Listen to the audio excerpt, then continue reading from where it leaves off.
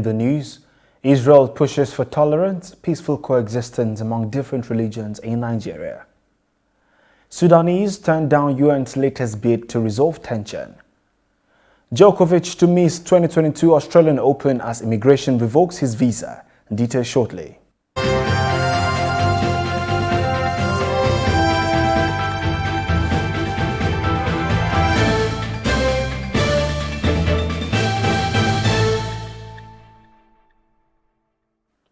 This is TOS Television, your digital first Pan-African news network. I am Merciful Ajinamo, and this is TOS News 360.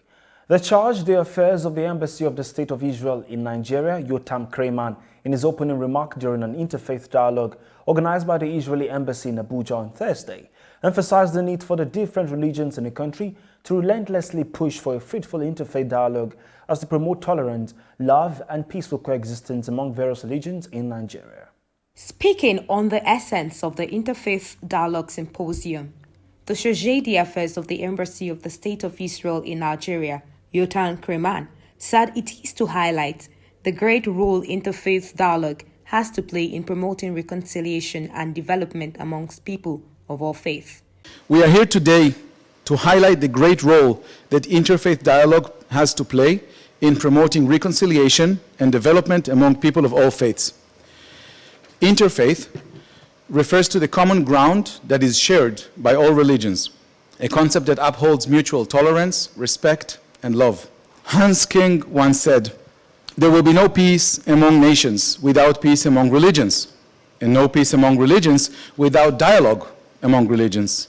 And there will be no serious dialogue among religions without the common ethical standards." In ensuring love, tolerance, and promoting peaceful coexistence among different religions in Nigeria, the discussants, Rabbi Israel Uzan, Chief Rabbi of the Jewish community in Nigeria, Archbishop Ignatius Keigama, and Dr. Muhammad Kabir, the Chief Imam of Abuja National Mosque, unanimously called for intentional quality education for the younger generation and anyone interested in learning. We have to take initiative and to say, this is not us. We need to talk to our children. Look, this is not what we are teaching to you. This is not how you are going to go in our religion. This is not us, this is not our book, and this is not our uniform. Every religion, as I know, is concerned about peace, love, and mutual coexistence. And I am sure if we all abide by our scriptures and allow our scriptures and the values of our religion to influence our daily activities, fighting, conflict, violence, and wars will be greatly minimized. Islam made tremendous development or progress as far as peaceful coexistence in the world is concerned. Let me give an example. Islam as a total way of life definitely encourages peaceful coexistence among the multi-religious society like Nigeria. The one-day interfaith dialogue on tolerance, love, and peaceful coexistence among different religions in Nigeria had in attendance leaders from various religions as well as the diplomatic community. Rose Audu, reporting for TOS News. Government has announced plans to adopt digital revolutions for job creation, better governance, and youth empowerment in the country. This was disclosed by the Executive Vice Chairman, Nigerian Communications Commission, Professor Umar Dambata, while delivering a combined 10th and 11th convocation lecture of Fountain University themed Empowering Nigerian Youth Through Information and Communications Technology on Thursday in Osogbo.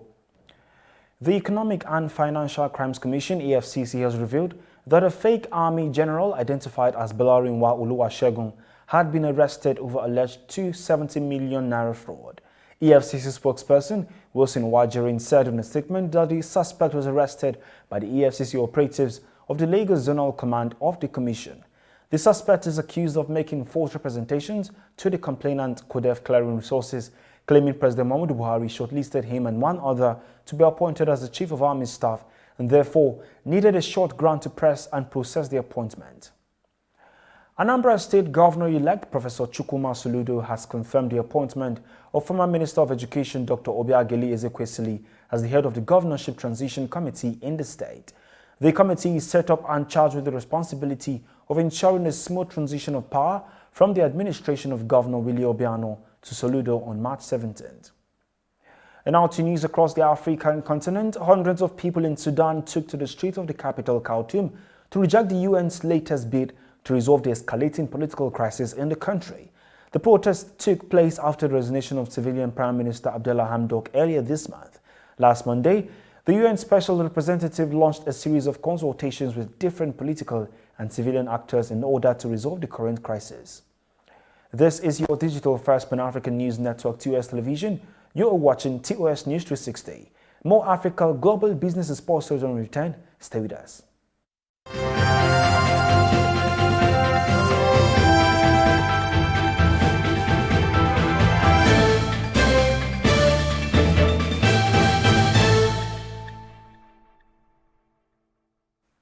Thanks for staying. The authorities in Burkina Faso have detained about 15 people suspected of involvement in a plot to destabilize institutions. The group includes one senior army officer, soldiers and civilians. According to IMA Barthelemy Semapour, the legal action, which was decided by the military prosecutor, follows reports by a soldier who was allegedly contacted by a group of individuals to join the group in order to carry out destabilization actions against the institutions. Top opposition figure in Ethiopia Eskinder Nega has appealed to the total destruction of the TPLF rebels controlling the Tigray region. The appeal took place days after being released from detention by the government as a gesture of national reconciliation. Protesters rallied in North Carolina as a United States judge granted the release of police body camera footage showing the aftermath of the killing of Jason Walker, an unarmed black man who was shot by an off-duty police officer. Relatives of Walker and residents of Fayetteville gathered in the city on Thursday to demand justice in Saturday's killings, chanting slogans such as Jason Walker matters.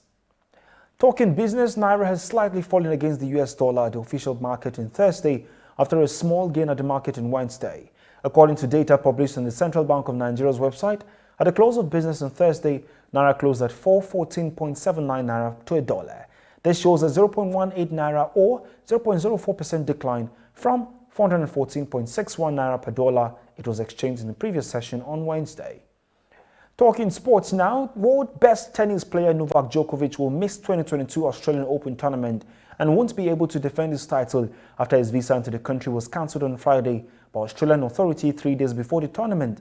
In a statement released on Twitter, Australian Immigration Minister Alex Hawke wrote, "Today exercise my power under Section 133C of the Immigration Act to cancel the visa held by Novak Djokovic on health and good order grounds on the basis that it was in the public interest to do so." And that is TOS News 360 on your digital first Pan-African news network. For more updates, visit www.tostvnetwork.com. Do follow and like our social media handles on Facebook, Twitter and Instagram. And remember to subscribe on YouTube. Stay with us and enjoy more programs on the network. I am Merciful Ajinamo. Thanks for watching.